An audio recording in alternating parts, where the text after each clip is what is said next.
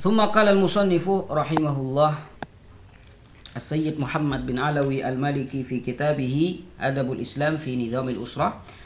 Di antara akhlak yang harus diwujudkan dalam keluarga, di mana di sini itu antara hubungan seorang ayah dan anak adalah al-qiyamu bi isya'atil mahabbati wal ulfati bainal ikhwani fil manzil.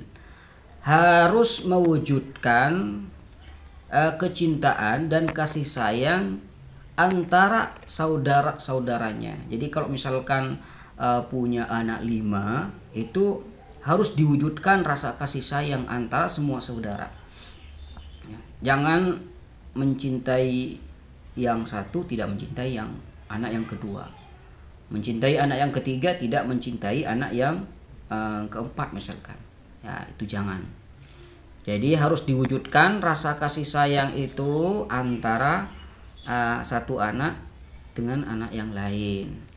Wal adli bainahum fil 'athfi wat taswiyah. Jadi harus berlaku adil pada mereka dalam memberikan kasih sayang, ya. Harus disamakan lah gitu. Kenapa? Hatta la yaqa' fi qalbi wahidin minhum bughdun aw hiqdun aw ghairatun min akhihi kama hasala baina ikhwati Yusuf alaihi salam. Takut dikhawatirkan ya, satu di antara mereka itu ada yang benci, ada yang dengki, takut ada yang cemburu. Kenapa itu kok? Ya Allah, yang gitu. Takut ada yang cemburu. Kenapa ibu saya kok terus memperhatikan adik saya tidak diperhatikan gitu. Ya, seperti yang sudah terjadi di saudara-saudara Yusuf. Walidzalika qala sallallahu alaihi wasallam musyiran ilal adli bainahum fil 'atiyah wal wasiyyah. Oleh karenanya Rasulullah sallallahu alaihi wasallam itu mengisyaratkan agar selalu adil ya terhadap anak-anak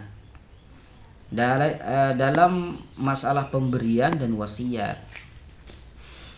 Ya, jadi misalkan punya 2 anak nih, yang satu dikasih permen misalkan, ya harganya 500, yang satunya dikasih permen harganya 10.000, berarti kan gak adil. Ya gak adil dalam pemberian. Kalau memang ingin yang 500, kasih yang 500 semua gitu. Ini cara yang baik yang diajarkan oleh Islam. Nah, ketika juga berwasiat, ya harus juga berlaku adil.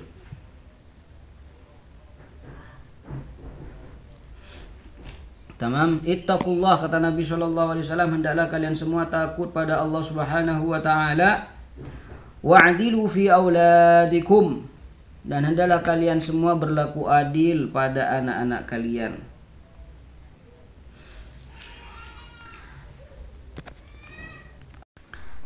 Amma fil 'atfi wal qublati war rahmah. Adapun yang berkaitan dengan mencium anak atau memberikan kasih sayang pada anak adalah jadi sebelumnya kita katakan bahwasanya di antara bentuk kasih sayang seorang ayah pada anaknya itu menciumnya. Jadi apabila seorang ayah itu mencium anaknya, itu merupakan bentuk kasih sayang dari seorang ayah pada anaknya. Nah, apa ada dalilnya ini? Ada dalilnya. Fa'an Anas radhiyallahu anhu anna rajulan kana jalisan ma'an Nabi sallallahu alaihi wasallam. Diriwayatkan dari sahabat Anas bahwasanya ada seorang laki-laki yang duduk bersama Nabi sallallahu alaihi wasallam.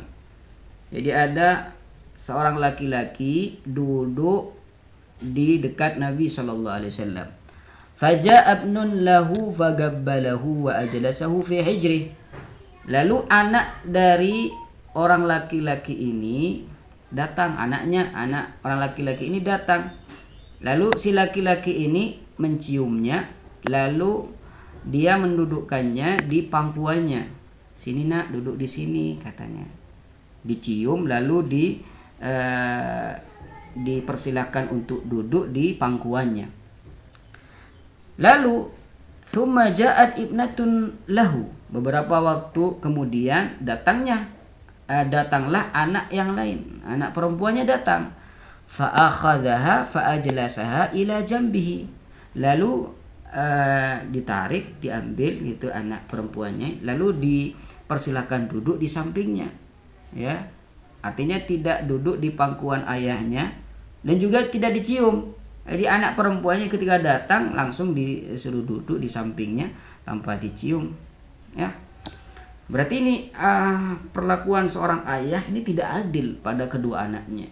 Sehingga apa kata Nabi Shallallahu Alaihi Wasallam? Faqala Shallallahu Alaihi Wasallam, lalu Nabi Shallallahu Alaihi Wasallam bersabda, ma'adalta bainahuma, kamu tidak berlaku adil pada kedua anakmu. Rawahul Baihaqi, di mana hadis ini diriwayatkan oleh Al-Imam Al-Baihaqi. Biasanya kalau diriwayatkan Imam Baihaqi ini biasanya yang banyak itu ada di kitab Syu'abil Iman karangan Al-Imam Al-Baihaqi. Wa min al-adab al-islamiyyah fi hadzal majal, di antara akhlak Islami dalam lingkup ini yang diajarkan oleh Islam adalah nahyul walidaini 'anid du'a'i 'ala auladihim. Ini pernah kita singgung kemarin, ya. Jadi kedua orang tua itu dilarang, ya, dilarang mendoakan buruk pada anak mereka. Ya, jangan sampai, ya. Jangan sampai kedua orang tua itu, entah itu ayah ataupun ibu, mendoakan dengan doa yang buruk pada anak mereka. Tidak boleh, ya. Ini dilarang. Wa hadza amrun qabih wa khatir. Ini adalah perkara mendoakan buruk pada anak itu merupakan perkara yang jelek dan juga berbahaya. Tapi sayangnya wa huwa muntashirun katsiran al-yawm bainana. Banyak sekali sekarang kita temukan orang tua itu mendoakan buruk pada anaknya. Disayangkan, sangat sekali disayangkan. Wa aktsuru ma yakunu dzalika minal ummahat, nih kata beliau nih, yang paling banyak itu terjadi itu dari para ibu. Nah, dari orang tua, dari ibunya. Idza ghadabatil ala walidiha, apabila dia marah pada anaknya, akhirnya apa yang terjadi? Sabbat alaihi la'nataha wa nikmataha wa da'at alaihi bil waili wal halaki wath thubur. Akhirnya ibunya itu menumpahkan laknatnya, amarahnya pada anaknya. Iya, doakan buruk. Nah, pergi sana, semoga kamu celaka nantinya. Celaka kamu nantinya. Itu doa buruk ini. Doa buruk dari ibu ke anaknya. Kitab Adabul Islam. Wada'at alaihi bil wail, didoakan agar didoakan buruk, ya.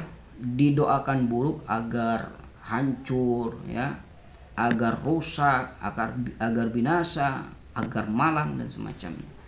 Wa hadza 'amalun la yaliqu fil Islam. Wa hadza 'amalun la yaliqu fil Islam. Jadi tindakan demikian itu tidak cocok, ya. Tidak cocok dan tidak pantas di dalam Islam. Wa Rasulullah sallallahu alaihi wasallam yanha 'an mithli dzalika ad-du'a, dan Rasulullah sallallahu alaihi wasallam melarang untuk berdoa seperti itu. Kata Nabi sallallahu alaihi wasallam, "Wa yaqul la tad'u ala anfusikum." Jangan pernah kalian mendoakan buruk untuk kalian sendiri. Wa la tad'u ala auladikum. Jangan pernah kalian berdoa buruk untuk anak-anak kalian. Wa la tad'u ala khadamikum. Dan jangan pernah kalian mendoakan buruk pada pelayan pembantu kalian. Wa la tad'u ala amwalikum. Dan jangan pernah kalian mendoakan buruk untuk harta-harta kalian. La tuwafiqu minallahi sa'atan yus'alu fiha ata'un fayastajiba lakum. Kenapa ini tidak diperbolehkan mendoakan buruk untuk anak-anak kita? Kenapa? Karena dikhawatirkan itu bertepatan dengan satu saat di mana Allah Subhanahu wa taala akan memberikan permintaan hambanya, ya, waktu istijabah. Ya, takut bertepatan dengan waktu istijabah. Di mana di waktu istijabah itu kalau Allah Subhanahu wa taala diminta satu permintaan, itu Allah Subhanahu wa taala langsung menunaikan, langsung memberikan. Takut seperti itu. Kalau misalkan anaknya didoakan menjadi gunung misalkan, ya, lalu akan menjadi gunung. Gimana nantinya? Didoakan agar celaka, lalu bagaimana kalau celaka anaknya? Nah, ini harus diperhatikan. Wa ja'a rajulun ila Abdullah bin Mubarak fasyaka ilaihi min ba'di auladihi. Ada seorang laki-laki datang pada Abdullah ibn Mubarak.